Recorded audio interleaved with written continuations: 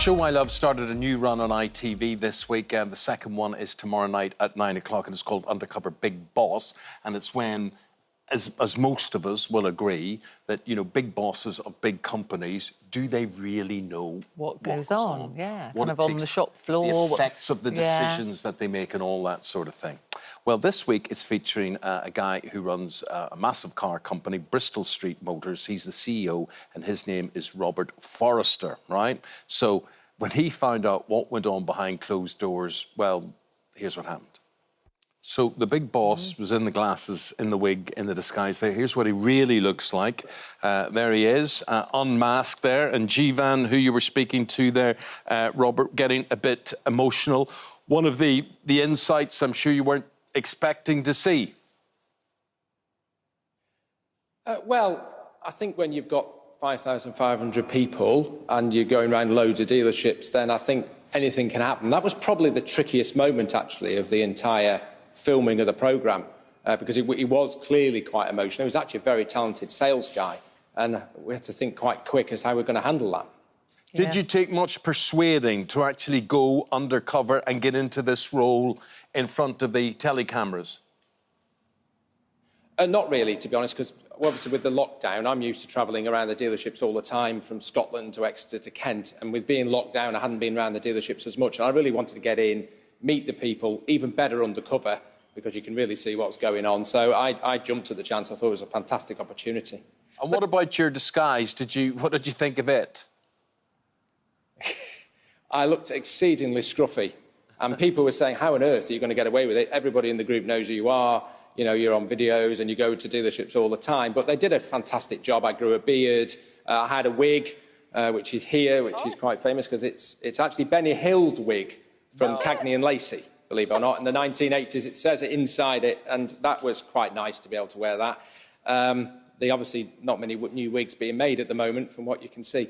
But no, the disguise worked well. The thing that gave me away a couple of times was my voice. I didn't disguise my voice, and people who knew me could hear my voice but not see me. And obviously, you had to have a bit of a backstory, Robert, because, you know, obviously you're in disguise, but also why were you there with the film crew? So what did you tell the staff?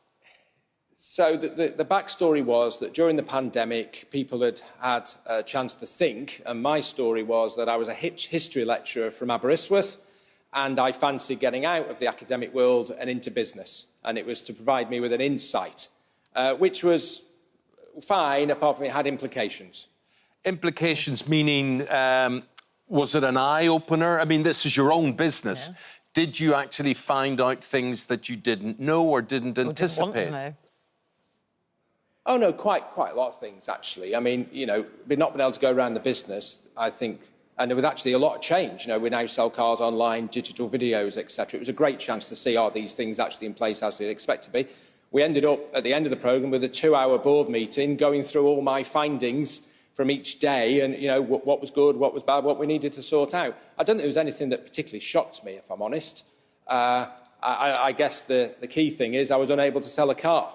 Oh, yes. I'm glad you said that, because we couldn't let you go without showing this clip.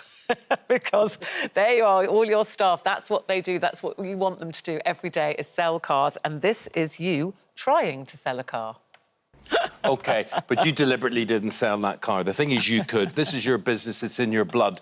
You can do this. What gets me often about business is you get people, it wouldn't matter if they were running a baked bean factory or, you know, an employment agency. They're just business executives. But this is in your blood. And there is a difference between bosses of companies and bosses of companies, aren't there?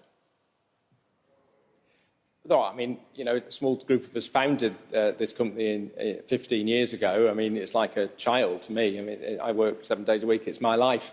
My only excuse for not being able to sell a car was I was pretending to be a history lecturer from Aberystwyth who had no knowledge of the car industry, which no one believes, and everybody in the world now thinks I can't sell cars. And there's an element of truth in that. I'm not a natural salesperson. Yeah.